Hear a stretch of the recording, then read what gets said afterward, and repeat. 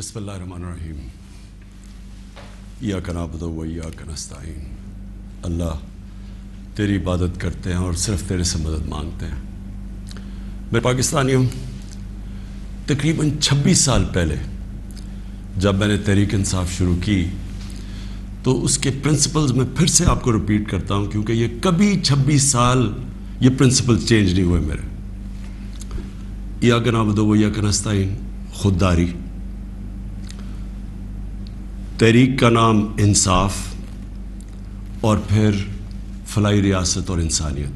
یہ 3 پرنسپلز تھے جو جب سے میں نے یہ پارٹی شروع کی ان 3 پرنسپلز پہ میں چلا ہوں۔ تو میں 2 کے اوپر آج بات کرنا چاہتا ہوں خاص طور پہ۔ ایک ہے خودداری اور دوسری انصاف۔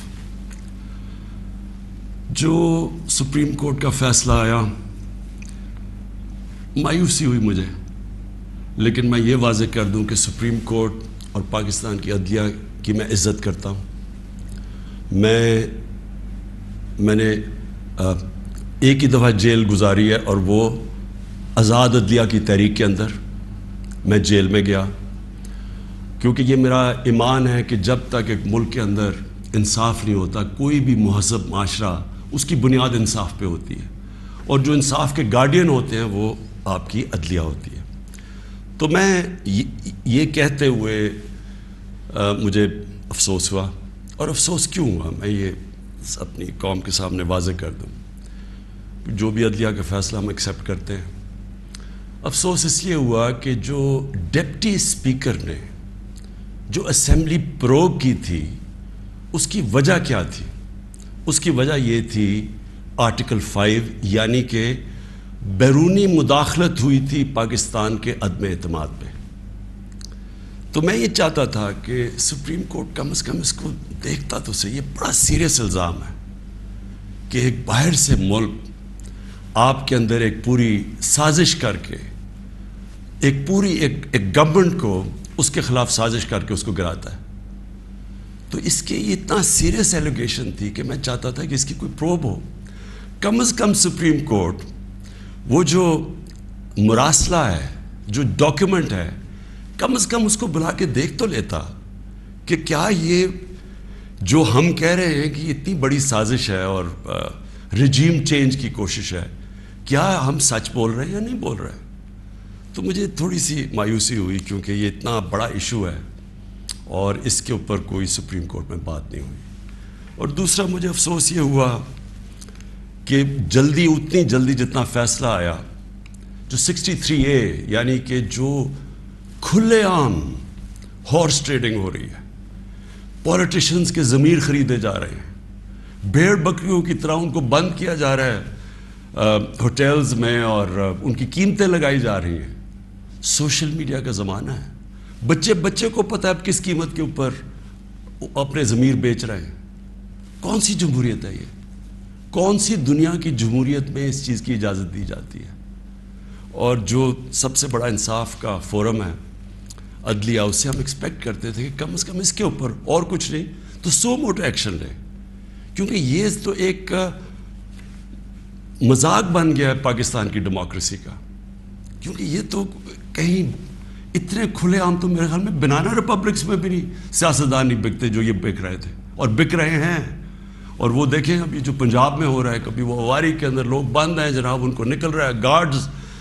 تو یہ تو کوئی جمہوریت نہیں ہے۔ لیکن اس سے جو سب سے تکلیف دہ چیز ہے کہ دیکھیں، ایک قوم جس کی 60% سے زیادہ آبادی 30 سال کی عمر سے کم ہے، یہ ہماری یوتھ ہے، یہ ہمارا فیوچر ہے۔ اور فیوچر کو آپ اگر گائیڈ نہیں کریں گے، ان کی تربیت نہیں کریں گے، ان کی اخلاقیات کو اٹھائیں گے نہیں، اس طرح کی چیزیں کریں گے، تو وہ بھی یہ سمجھیں گے کہ اگر ملک کے جو لیڈرشپ ہے، یہ ریپرزینٹیٹیوز ہیں، یہ اگر رشوت دے کے لوگوں کو خرید رہے ہیں، کوئی بک رہا ہے کوئی خرید رہا ہے، تو ان کی ہم کیا مثال پیدا کر رہے ہیں؟ یعنی یہ کس طرف جا رہا ہے پاکستان؟ اور یہ پہلے بھی یہی شریف برادران نے شروع کی تھی، چانگا مانگا، آج سے کوئی 30-32 سال پہلے یہ تب شروع ہوا تھا، یہ بھیڑ بکریوں کی طرح سیاستدان کو خریدنا۔ اور تب سے سیاست اور نیچے گئی ہے کہ جیسے لوگوں کو یہ پتہ چلا کہ یہ بک رہے ہیں، لوگوں سے ووٹ لے کے آ رہے ہیں کہ ہم آپ کی بڑی خدمت کریں گے، وہاں جا کے لوگوں کی ووٹ لے کے اپنے ضمیر بیچ رہے ہیں، اور پھر ریزروڈ سیٹس والے بک رہے ہیں. ریزروڈ سیٹس تو ایک تحفہ دیتی ہے ایک پارٹی کسی کو، وہ بکے ہوئے ہیں، وہ کھلے عام بک کے اور وہ دوسری طرف گئے ہوئے. تو میں صرف ایک اب ایز اے پاکستانی بات کر رہا ہوں کہ جو ایک خواب دیکھتا تھا اور شروع سے کہ ایک بڑا ہمارا عظیم ملک بنے گا، اور میری یہ کبھی خواب نہیں گئی میرے سے، میرا یہ بلیف ہے کہ اس ملک نے بڑا ایک عظیم ملک بننا ہے، اور یہ ایک سٹرگل ہے اس طرف جانے کے لیے. لیکن یہ بہت بڑا دھچکا لگتا ہے اس سٹرگل کو جب آپ یہ تماشا دیکھ رہے ہیں.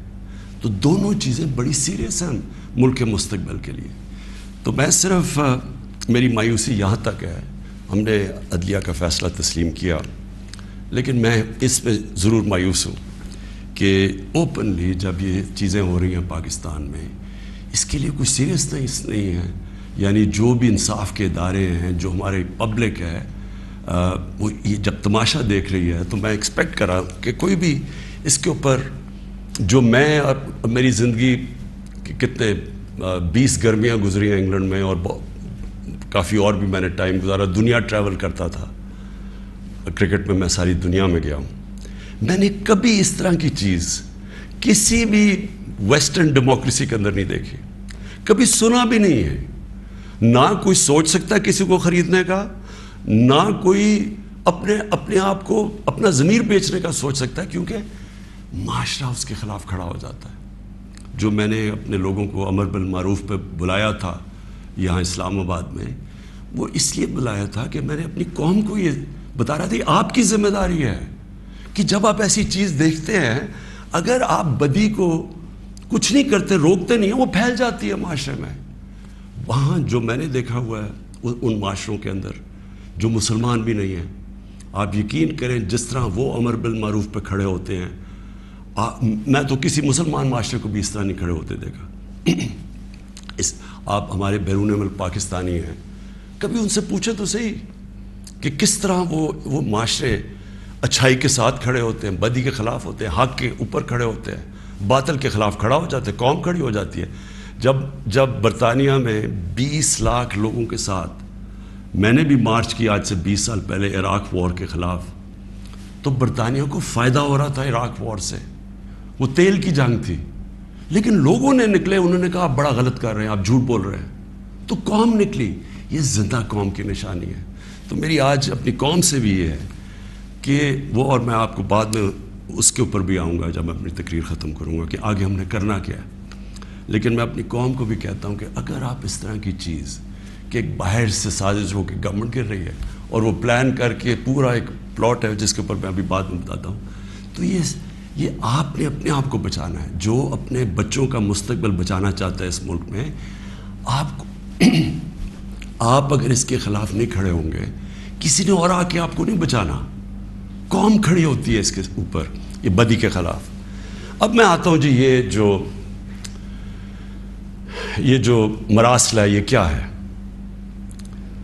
پہلے تو یہ سمجھیں اس کو ایک سائفر ایک ہوتا ہے. سائفر کا مطلب کیا ہے؟ سائفر یہ ہوتا ہے کہ ہماری جو ایمبسیز ہوتی ہیں باہر، وہ فورن آفس کو ایک کوڈڈ میسج میں سیکرٹ میسیجنگ کرتی ہیں کہ جو بھی ان کی انٹریکشن دوسرے ملکوں میں ہو رہا ہوتا ہے. وکی لیکس کا آپ کو سنا ہوگا چند سال پہلے، وہ کیا تھا؟ وہ یہی تھا کہ امریکن ایمبسیز جو اپنے سیکرٹ ڈاکیومنٹس بھیج رہی تھی، وہ کسی نے ان کو ایکسپوز کر کے وہ پبلک میں آ گئی، وہ وکی لیکس تھی. تو اسی طرح جو آپ کا یہ جو سائفر میسج آتی ہے، یہ ٹاپ سیکرٹ ہوتی ہے. کیوں نہیں میں وہ کاغذ پبلک میں دے سکتا؟ کیوں نہیں میں میڈیا کو دے سکتا؟ کیونکہ اس کے اوپر کوڈ ہوتی ہے، اور اگر ہم وہ سائفر پبلش کر دیں تو باہر کی دنیا کو پتہ چل جائے گا کہ پاکستان کی کوڈ کیا ہے، لہٰذا ہماری جتنی بھی سیکرٹ انفارمیشن ہے وہ ساری ایکسپوز ہو جائے گی. اس لیے میں یہ پبلک کو نہیں دے سکتا. لیکن آپ یقین کریں کہ اتنا میرا دل ہے کہ پبلک یہ خود اپنی آنکھوں سے دیکھے کہ یہ کیا تھا. اب میں آپ کو بتاتا ہوں یہ ہوا کیا. ہوا یہ کہ ہمارا امریکہ میں جو امبیسڈر تھا اس کی ایک ملاقات ہوئی امریکن آفیشل کے ساتھ. اب امریکن آفیشل جو تھا اس کی بس صرف میں تھوڑی سی بات آپ کو بتاتا ہوں کہ اس نے کہا کیا. اس نے پہلے کہا کہ جی عمران خان کو روس نہیں جانا چاہیے تھا. وہ بڑا اس نے کوشش کی امبیسڈر نے بتانے کے لیے کہ اس کی وجوہات ایک کنسنسس تھا, پہلے سے پلان بنا ہوا تھا, لیکن اس نے کہا نہیں, یہ صرف عمران خان نے فیصلہ کیا. پھر وہ جو کہتا, اور میں یہ چاہتا ہوں آپ قوم ذرا غور سے میری بات سنیں کہ اس نے کہا کیا. اس نے کہا کہ اگر آپ عمران خان کو یہ, اور اس نے کہا ابھی عدم اعتماد درج نہیں ہوا تھا پاکستان میں, اس سے پہلے یہ کہہ رہا ہے, یعنی اسے پتا تھا کہ عدم اعتماد آنے والی ہے. کہتا کہ اگر عمران خان اس میں سے بچ جاتا ہے عدم اعتماد سے تو پاکستان کو بڑا مشکل یعنی کانسیکوینسز فیس کرنے پڑیں گے. تکبر دیکھیں کہ اگر عمران خان یعنی سٹنگ پرائم منسٹر اگر وہ نہیں ہٹتا اس میں سے تو پاکستان کو نقصان ہوگا. اور پھر کہتا لیکن اگر وہ ہار جاتا ہے تو پاکستان کو معاف کر دیا جائے گا. یعنی یہ بھی نہیں اس نے کہا کہ اگر وہ نہیں آتا تو جو بھی دوسرا آئے گا پہلے ہم دیکھیں گے وہ کیا کر رہا ہے پھر ہم اس کو معاف کریں گے. نہیں, اس نے کہا جو بھی آئے گا معاف کر دے گا. یعنی کہ اس کو پتا تھا کہ کس نے آنا ہے, کس نے اچکن سلوائی ہوئی ہے, کون تیاری میں بیٹھا ہوا ہے, اسے سب پتا تھا, تو اس کو معاف کر دیں گے. اب میں آج آپ کے سامنے جو یہ میں اصل میں جو بات کرنا چاہتا ہوں وہ یہ ہے کہ دیکھیں ہم 22 کروڑ لوگ ہیں. 22 کروڑ لوگوں کے لیے کتنی توہین ہے کہ ایک حکم دے رہا ہے 22 کروڑ لوگوں کے الیکٹڈ سربراہ کو. وہ پتہ نہیں وہ کس کو حکم دے رہا ہے, کیونکہ میں تو چیف ایگزیکٹو ہوں, مجھے نہیں دے رہا. وہ کسی کو کہہ رہا ہے کہ اگر یہ آپ کا پرائم منسٹر بچ جاتا ہے تو آپ کو فیس کرنے پڑیں گے کانسیکوینسز.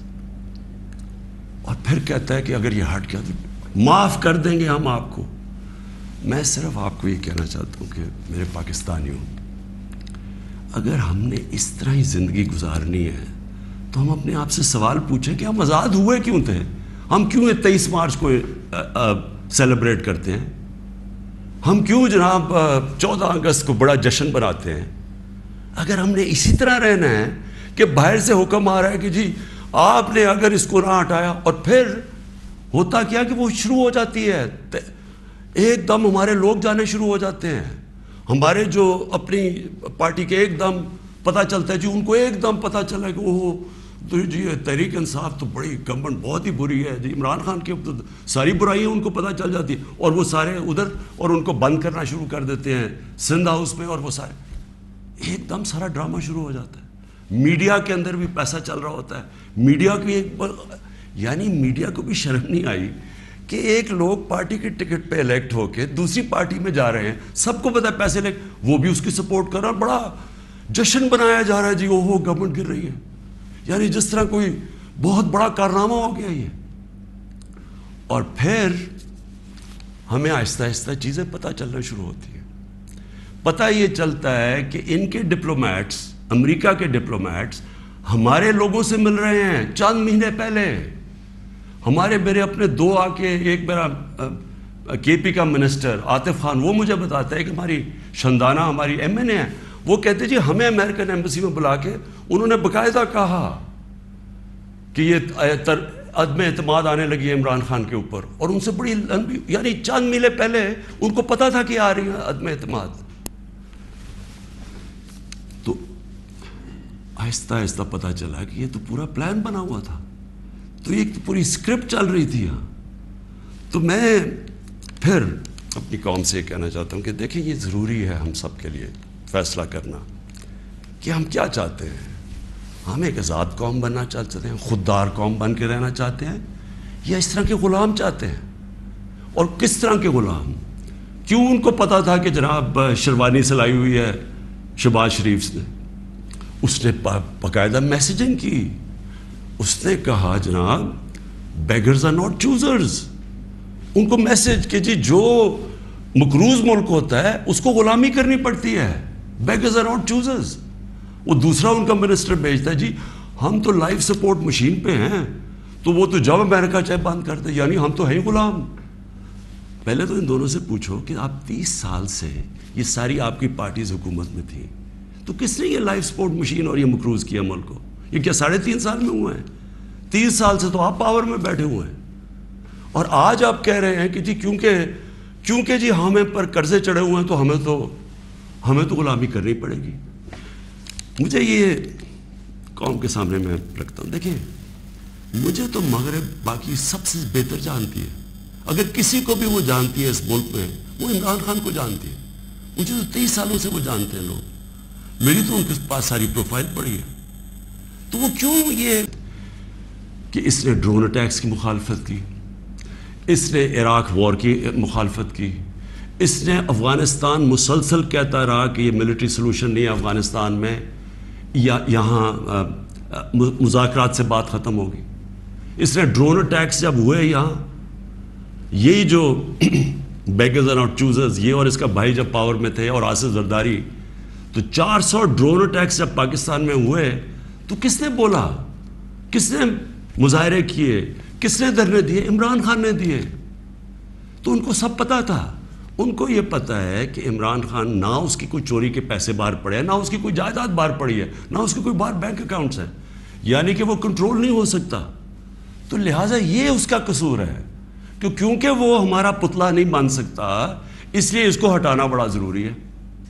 اور یہ سارا کچھ جو ڈرامہ ہو رہا ہے یہ صرف ایک آدمی کو ہٹانے کے لیے ہو رہا ہے۔ تو ان کی کیا ان کو خاصیت پسند ہے؟ ان کو پتہ ہے کہ یہ اپنے پیسے کے لیے یہ اس ملک کی ہر قسم کی قربانی دینے کے لیے تیار ہے۔ 400 ڈرون اٹیکس میں نے بتایا، یہ کبھی ان کے منہ سے سنا تھا کہ یہ ہر ہیومینیٹیرین لاز، ہر ہیومن رائٹس کی وائلیشن ہے کہ آپ آپ ان کی مدد کر رہے ہیں، آپ قربانیاں دے رہے ہیں، اور وہ آپ بمباری کر رہے ہیں۔ اور بمباری کس طرح لوگوں کو مار رہے ہیں؟ ایک آدمی 4000 میل سے فیصلہ کرتا ہے کہ جناب یہ دہشت گرد ہے، اور اوپر سے بٹن دباتا ہے اور وہ نیچے مر جاتے ہیں۔ ادھر فلمیں بنی ہیں امریکہ کے اوپر، اس کے اوپر ایک میں نے فلم ہی دیکھی ہوئی ہے، یہ جو ڈرون اٹیکس کرتے تھے، کس کو اب کابل میں ڈرون اٹیک ہوا تھا، پہلے رپورٹ آئی جی کہ پتہ نہیں 8 وہ آئیسل کے ممبرز مار گئے، دہشت گرد مار گئے، اگلے دن پتہ چلا جناب ایک آدمی اور اس کے بچے مار گئے۔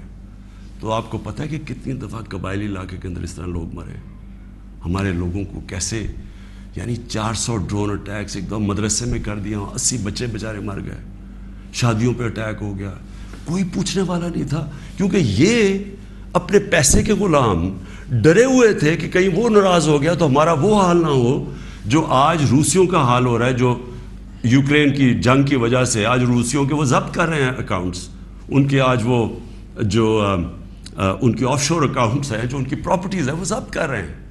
تو یہ تو اس لیے کنٹرولڈ ہے، اور اس لیے وہ چاہ رہے ہیں کہ یہ آ جائیں تاکہ پھر سے پاکستان کو جو وہ فیصلہ کریں ہم وہ کریں۔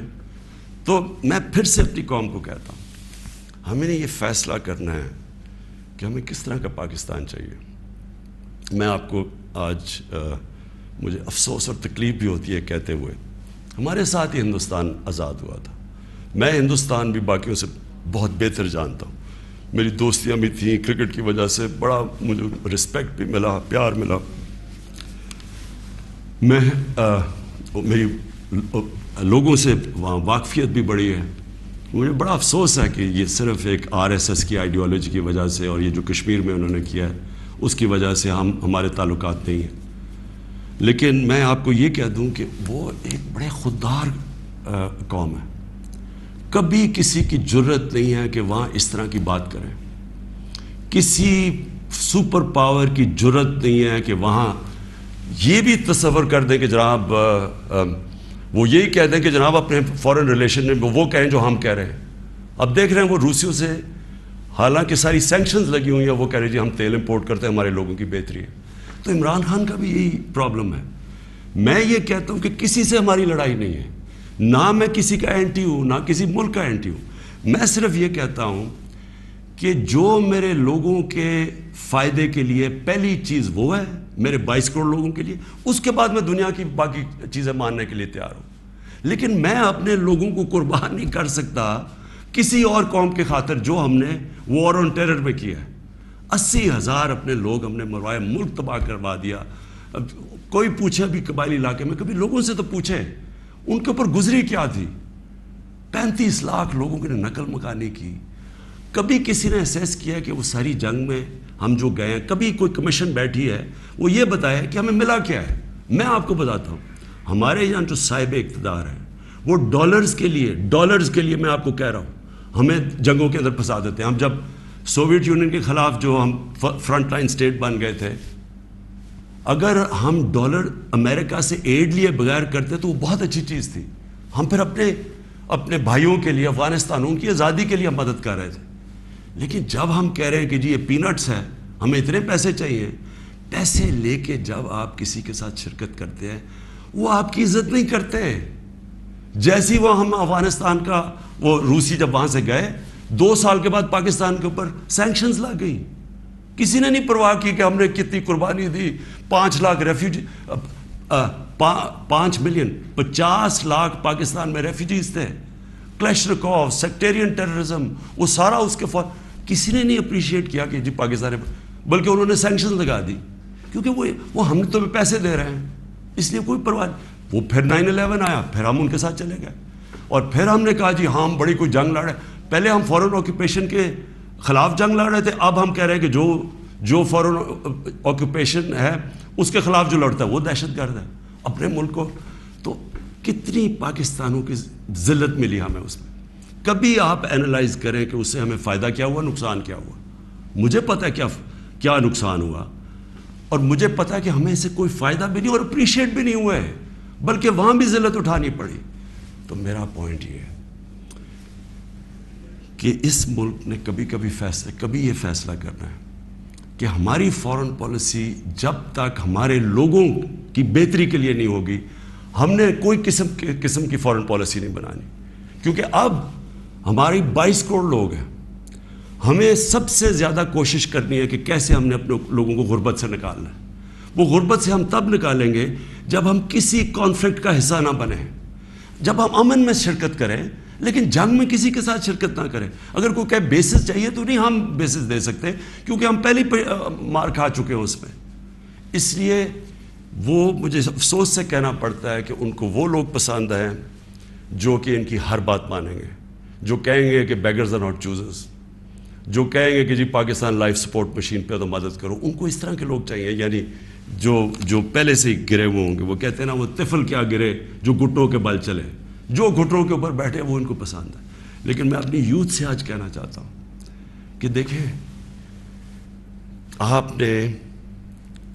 آپ کا مستقبل آپ کے ہاتھ میں ہے, ملک کی ساورنٹی آپ کے ہاتھ میں ہے.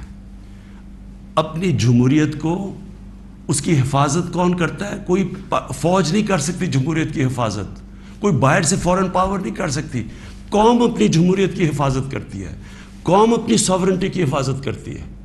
یہ جو ہماری ساورنٹی کے اوپر اٹیک ہوا ہے, میں آج آپ کو کہہ رہا ہوں, آج آپ اس کے اوپر سٹینڈ نہیں لیں گے, آگے سے یہ ہوا کرے گا کہ جو بھی آئے گا نا پاور میں, جو بھی آئے گا وہ پھر سب سے پہلے دیکھے گا کہ جہاں کوئی سپر پاور تو ناراض نہیں ہو رہی, اور وہ پھر وہی کرے گا جو وہ چاہیں گے, کیونکہ اس کو ڈر ہوگا کہ انہوں نے 5, 10, 15 ارب روپیہ خرچ کرنا اور میری کرسی الٹا دینی ہے. اور وہ انہیں اپنی پاور بچانے کے لیے پھر وہ سارے, جس طرح یہ ہیں کہ بیگرز آر ناٹ چوزرز, اسی طرح کے لوگ آئیں گے. کوئی بھی جب تک قوم اپنی لیڈرشپ کے ساتھ نہیں کھڑی ہوگی اور قوم نہیں کہے گی کہ ہم اپنے ملک کو ایک آزاد ملک دیکھنا چاہتے ہیں, ہماری فورن پالیسی ساورن ہونا چاہیے, ہم اپنے ملک کے مفادات کے لیے, اپنی قوم کے لیے, ہمارے جو لوگ ہیں 22 کروڑ لوگ, ان کے فائدے کے لیے فورن پالیسی بنے گی. اور وہ فورن پالیسی وہ ہے جو ہم سب سے اچھے تعلقات رکھیں. ہم امریکہ کو بار بار ان کو سمجھائیں کہ ہم کوئی میں عمران خان اینٹی امریکن نہیں ہے, لیکن ہم نے بڑی بری حالات دیکھے ہوئے ہیں. ہم نے آپ کی ہم کوئی ٹیشو پیپر کی طرح استعمال ہونے والی قوم نہیں ہے کہ آپ استعمال کریں اور پھر پھینک دیں. ہم آپ کے ساتھ جو ایک ورڈ ہوتا ہے میوچلی بینیفٹ, آپ کو بھی جس کا فائدہ ہو ہمیں بھی فائدہ ہو. ون سائیڈڈ ریلیشن شپ کسی سے نہیں چاہیے. اور پھر میں کہتا ہوں ہندوستان کو دیکھ لیں, اتنی کسی کی جرت نہیں ہے, کسی کی جرت تھی کہ اس طرح کی بات کرتے ہیں ہندوستان میں. یورپین یونین کے جب ایمبیسڈرز نے یہاں بالکل پروٹوکول کے خلاف سٹیٹمنٹ دی کہ جی پاکستان کو روس کے خلاف سٹیٹمنٹ دینی چاہیے, کیا وہ ہندوستان میں کہہ سکتے ہیں؟ کیا ان کی جرت ہے ہندوستان میں ایسی سٹیٹمنٹ دیتے ہوئے؟ کیونکہ ہندوستان ایک ساورن ملک ہے اور ہم ساتھ ہی آزاد ہوئے تھے. تو میری اپنی قوم سے یہ ہے کہ دیکھیں آپ نے اپنی ساورنٹی کو پروٹیکٹ کرنا ہے. اور میں نے آخر میں اپنی یوتھ سے جو میں بات کرنا چاہتا تھا کہ دیکھیں میں تو یہ امپورٹڈ گورنمنٹ کو بالکل تسلیم نہیں کروں گا. میں نکلوں گا اپنی قوم کے اندر. میں تو میری تو کوئی باپ پولیٹکس میں نہیں تھا, میرا کوئی رشتہ دار یا کوئی میں پولیٹیکل فیملی سے تو تھا نہیں.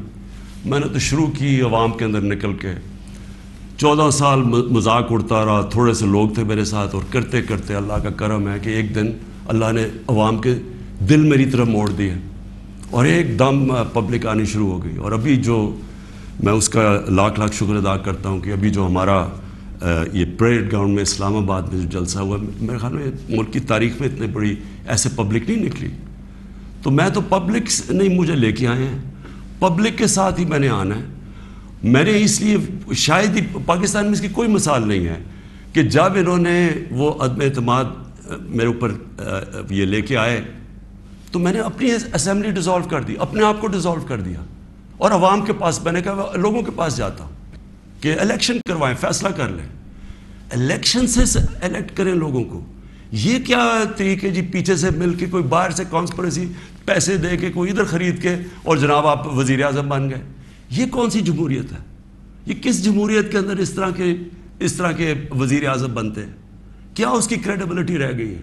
اور وہ کیا بنے گی پارلیمنٹ جس کے اندر جو ایک دوسرے کو چور کہتے, سارے ایک دوسرے کو یہ چور کہتے تھے, ساروں نے ایک دوسرے کے اوپر کرپشن کیسز بنائے, سب ایک دوسرے کے اوپر ایسی زبان استعمال کرتے ہیں. 20 سال دیکھ لیں کیا کیا ایک دوسرے کو کہتے ہیں. اب یہ سارا یہ جمگٹا اکٹھا ہو جائے گا اور صرف ایک مسئلہ ہو, کسی طرح بس پاور مل جائے تاکہ پھر سے پہلے جو NRO 1 ملا تھا ان کو ساروں نے انہوں نے مل کے جو چوری کی, جنرل مشرف نے انہوں NRO دے دیا, اب یہ NRO 2 ہوگا. آتے ساتھ ہی پاور, اچھا کیوں نہیں عوام کے پاس گئے؟ انہوں نے کہا 3.5 سال کہ جناب یہاں تو بڑی نااہل حکومت ہے, یہ ایسے ہے, لوگوں میں جائیں گے وہ انڈے ماریں گے.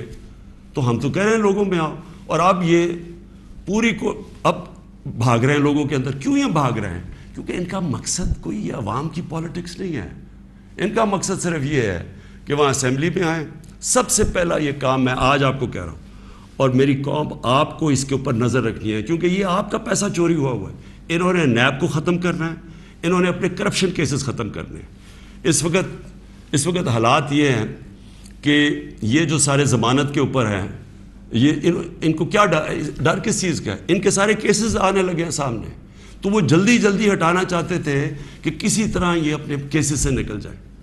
تو قوم نے نظر رکھنی ہے. پھر انہوں نے, میں دوسری چیز آپ کو کہوں, یہ کبھی انہوں نے نیوٹرل امپائر سے میچ نہیں کھیلا. ان کا سب سے بڑا خوف یہ ہے کہ وہ جو EVM مشین ہے جو ہندوستان میں بھی ہے, جو جوڈیشل کمیشن بنی تھی 2015 میں, اس کی فائنڈنگ صرف یہ تھی کہ جتنے بھی مسئلے آئے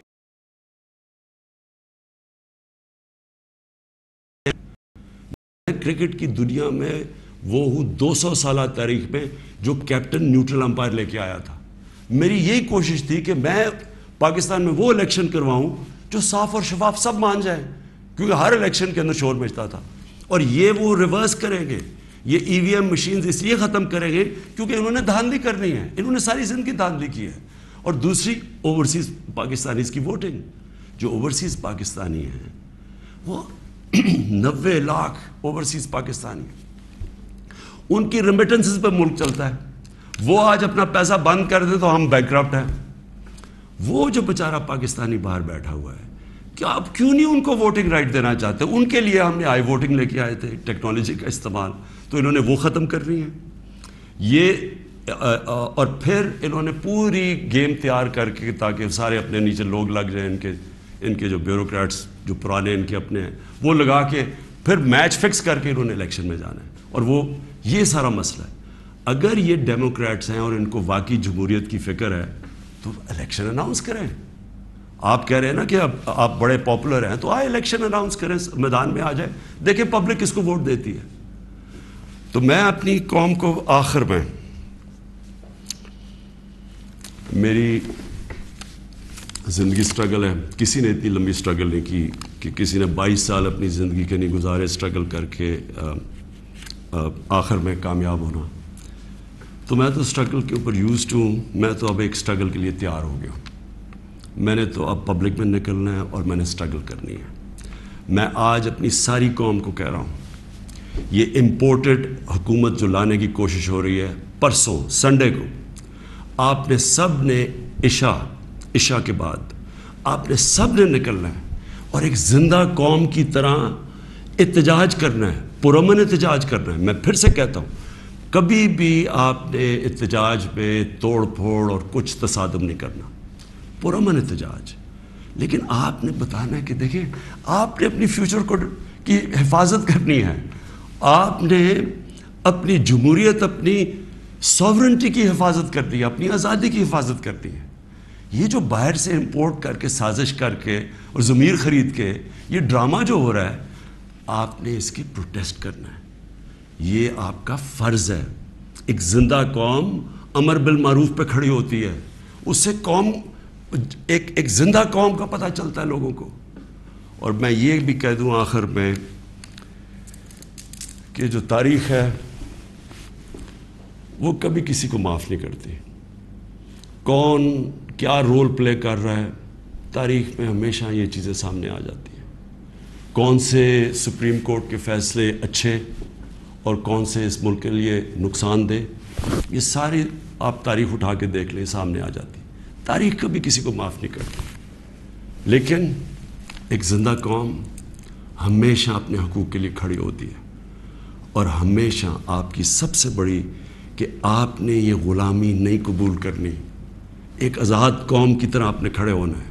ایاک نعبد و ایاک نستعین, لا الہ الا اللہ, کوئی خدا نہیں اللہ کے سوا. یہ نعروں پہ پاکستان بنا تھا, اس کے لیے قربانیاں دی تھی لوگوں نے. اس لیے قربانیاں نہیں دی تھی کہ کوئی باہر سے آ کے امپورٹڈ گورنمنٹ اوپر بٹھا دے اور ہم چپ کر کے تماشا دیکھتے رہیں. یہ اس لیے نہیں لوگوں کو, اس لیے وہ ہندوستان میں جو بیچارے مسلمانوں کے اوپر آج کل اتنے برے حالات ہیں, وہ انہوں نے بھی ووٹ دی تھی پاکستان کے لیے. انہوں نے اس لیے نہیں دی تھی کہ ہم آ کے ایک کیا امپورٹڈ گورنمنٹ کے نیچے ہم بیٹھ جائیں اور ہم جی حضوری کریں اور ہم کہیں جی ہم تو بیگرز آر ناٹ چوزرز. اس لیے نہیں پاکستان بنا تھا. تو آپ نے وہ پاکستان کی خواب کے لیے پرسوں سب نے آپ نے نکلنا ہے, عشاء کے بعد پرامن احتجاج کرنا ہے. اور میں اب آپ کے ساتھ ہوں گا, میں آپ کے ساتھ پوری سٹرگل کروں گا. میں کسی صورت تسلیم نہیں کروں گا کہ کسی قسم کی امپورٹڈ گورنمنٹ اس ملک کے اوپر مسلط کی جائے. پاکستان پائندہ باد.